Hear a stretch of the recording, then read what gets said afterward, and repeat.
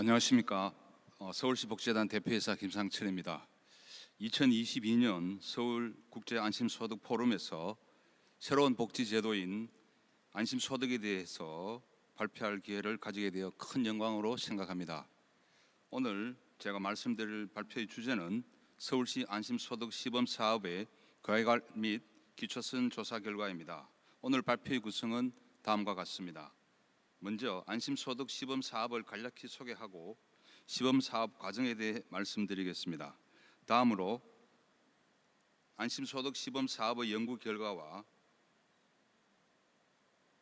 기초선 조사의 설계 및 결과, 그리고 안심소득 시범사업 지원 집단의 유형화 결과와 주요 특징에 대해 말씀드리겠습니다. 마지막으로 안심소득 시범사업의 향후 계획을 말씀드리겠습니다. 안심소득 시범사업은 중위소득 50% 이하의 소득 조건과 3억 2,600만 원의 재산 조건을 충족하는 가구를 대상으로 중위소득 85% 기준액과 가구소득 간 차익의 절반을 급여로 지급합니다. 가구원 수와 연령을 기초로 표본을 할당하여 참여 가구 표본을 구성하였습니다. 이를 통해 올해 안심소득 시범사업의 표본은 500가구의 지원 집단과 1,000명의 비교 집단으로 설계되었습니다. 안심소득 시범사업 참여가구 모집 과정에서 약 34,000가구가 지원하였습니다. 이후 단계별 과정을 거쳐 최종 484가구가 지원 집단으로 선정되었고, 해당 집단은 올해 7월부터 안심소득 급여를 지급받고 있습니다. 비교 집단은 1,039가구로 안심소득 급여를 지급받지는 않지만 이후 진행될 중간조사 등에 참여하게 됩니다. 안심소득 시범사업의 성과평가는 통제 집단, 사전, 사후 비교 연구를 통해 확인하고자 합니다. 기초선 조사는 지원 집단과 비교 집단 구분 전에 시행하였고, 이후 6개월 단위로 전체 참여 가구를 대상으로 중간조사를 실시할 예정입니다. 또한 사업 종료 시점에 사후조사를 실시하고 종료 1년 후에는 추적조사를 실시할 계획을 가지고 있습니다. 안심소득의 급여는 2022년부터 2025년까지 3년 동안 지급될 예정이며, 연구는 추적조사 기간까지 포함하여 2026년까지 진행될 예정입니다. 안심소득의 효과를 파악하기 위해 수행되는 조사는 7가지 영역으로 구성되어 있습니다. 구체적으로 7가지 영역은 일과 고용, 가계, 교육 및 훈련, 주거 환경, 건강생활, 가족 및 사회, 삶의 태도이며 약 150문항을 통해 참여 가구의 특성 및 변화 등을 확인할 것입니다. 이하는 기초선 조사의 결과입니다. 기초선 조사 결과는 가구주의 특성에 기초하고 있음을 밝혀드립니다. 먼저 성별은 지원 집단과 비교 집단 모두 여성 가구주의 비율이 과반을 차지하고 있는 것으로 나타났습니다. 연령은 지원 집단이 평균 50.4세, 비교 집단이 52.2세였고 가구원 수는 두 집단 모두 평균 약 2명으로 구성되어 있었습니다. 교육 집단은 지원 집단과 비교 집단이 유사한 분포를 보였습니다. 이상의 내용을 종합하여 지원 집단과 비교 집단이 유사성을 가지고 있음을 확인할 수 있습니다.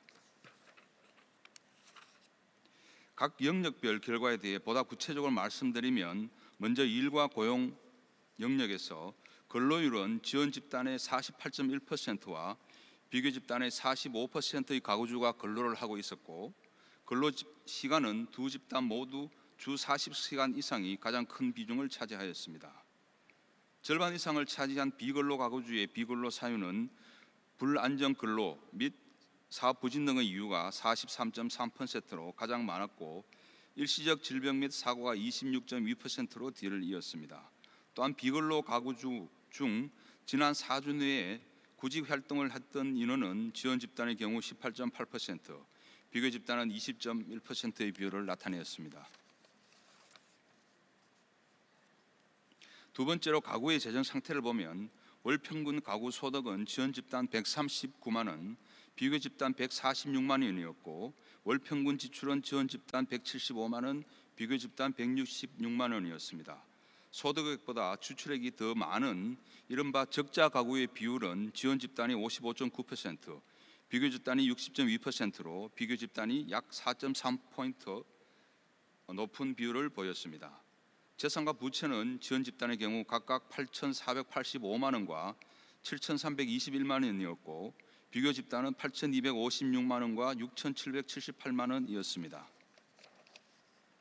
다음으로 주거 영역에서 주거 점유 형태는 두 집단 모두 월세 비중이 가장 컸고 지원 집단과 비교 집단 모두 난방비와 냉방비의 부담도가 큰 것으로 나타났습니다. 거주지의 위치는 지하와 반지하의 비율 또한 두 집단 모두 약 12%를 차지하여 적지 않은 비중을 보였습니다. 고시원 상가 등 비주거용 건물에서 거주하는 가구는 전체 1,523가구 중 52가구 약 3.4%로 상대적으로 저소득 가구임을 볼 수 있습니다. 건강 및 생활 영역에서 주관적 건강 상태는 지원 집단 52.1%와 비교 집단 53.5% 모두 절반 이상이 건강하지 않다고 응답하였고 절반에 가까운 가구주가 만성질환을 가지고 있었습니다. 특히 만성질환은 중고령층에서 상대적으로 높은 유병률을 나타내었습니다. 주관적 삶의 만족도는 두 집단 모두 불만족 비율이 만족의 비율보다 높은 모습을 보였습니다. 이어서 지원 집단의 유형화를 시도해 보았습니다. 먼저 가구 소득과 근로 여부를 이용한 유형화입니다. 가구 소득은 중위소득 30%를 기준으로 절대 빈곤 집단과 상대 빈곤 집단으로 구분하였습니다. 해당 기준을 통해서 네 가지 하위 집단이 도출되었는데 이 중 절대 빈곤 상태의 근로가구 집단과 절대 빈곤 상태의 비근로 가구 집단을 주요 집단으로 제시하였습니다. 전자의 가구는 불안정 일자리의 무배우 중장년 가구 집단으로 지칭할 수 있는데 해당 집단은 비정규직과 자영업의 비율이 상대적으로 높은 반면 유배우자의 비율은 낮은 특성을 갖습니다. 후자의 가구 집단은 이중 위험에 처한 빈곤지속 고위험 중고령 가구 집단입니다. 이 집단은 비근로와 건강 요인에 의해 빈곤을 지속할 위험이 높은 집단을 의미합니다. 다음으로 소득과 순자산을 기준으로 한 집단 유형화입니다. 이 중 주요 관심 집단은 절대 빈곤의 부적 순자산 가구 집단과 상대 빈곤의 부적 순자산 가구 집단입니다. 절대 빈곤 상태에서 부적 순자산을 갖는 전자의 가구는 경제적 재정적으로 취약한 청년 가구 집단으로 지칭할 수 있는데 해당 집단은 부채가 재산보다 많은 상태에서 근로율은 낮고 비정규직의 비율은 높은 경제적 재정적 취약성을 특징으로 갖고 있습니다. 후자의 상대 빈곤 상태의 부적 순자산 가구는 절대 빈곤 진입의 위험도가 높은 중장년 가구 집단으로 명명할 수 있습니다. 이 집단은 상대적으로 높은 근로율을 가지나 자영업률이 높고 자가율은 낮습니다. 소득과 사회적 고립도를 이용하여 유형화한 결과는 네 가지 유형 중 주요 유형 집단은 절대 빈곤의 저고립도 가구 집단과 절대 빈곤의 고고립도 가구 집단입니다. 전자는 사회적 고립의 위험을 갖는 비근로층 중장년 가구 집단으로 이해할 수 있습니다.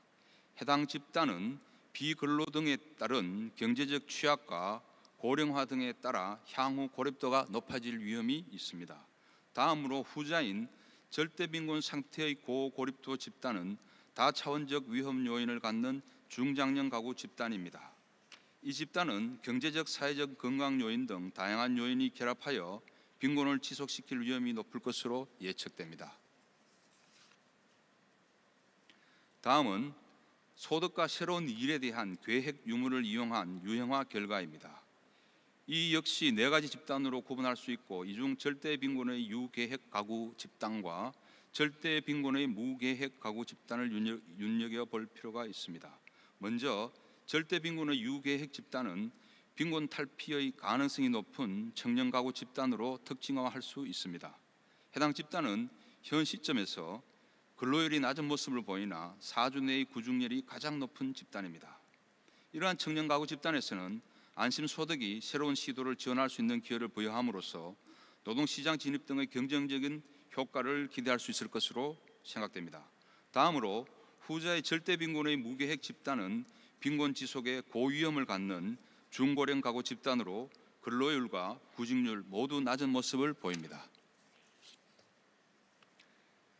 지원 집단의 유형화 및 주요 특성의 마지막으로 가구 소득과 요보호 가구원 유무에 따른 유형화입니다. 이 가운데 절대빈곤 상태의 요보호 가구원이 있는 가구 집단과 상대빈곤 상태의 요보호 가구원이 있는 가구 집단을 중심으로 말씀드리겠습니다. 전자의 집단은 건강 문제에 의해 빈곤이 지속될 위험이 높은 고령 가구 집단으로 이야기할 수 있습니다. 해당 집단은 낮은 근로율과 높은 우울 수준 및 의료비 부담도를 특징으로 보입니다. 후자의 집단은 건강 문제에 의한 빈곤 진입 위험이 높은 중장년 가구 집단으로 명명할 수 있습니다. 해당 집단은 의료비 부담도와 우울 수준이 높은 집단으로 현재 높은 근로율을 보이긴 하나 돌봄 문제 등으로 근로시간의 변화를 경험할 수 있고 이에 따라 소득이 감소하여 빈곤이 심화될 가능성이 있습니다. 따라서 안심소득을 통해 의료비 부담을 감소시키고 돌봄 부담을 완화하여 건강 문제 등으로 인해 근로가 감소하지 않도록 지원할 필요가 있습니다. 향후 안심소득 시범사업의 계획입니다. 당초 안심소득 시범사업은 중위소득 50% 이하 500가구와 50에서 85% 이하 300가구 총 800가구를 지원 집단으로 설정하고 1600가구를 비교 집단으로 구성하는 것으로 설계되었습니다.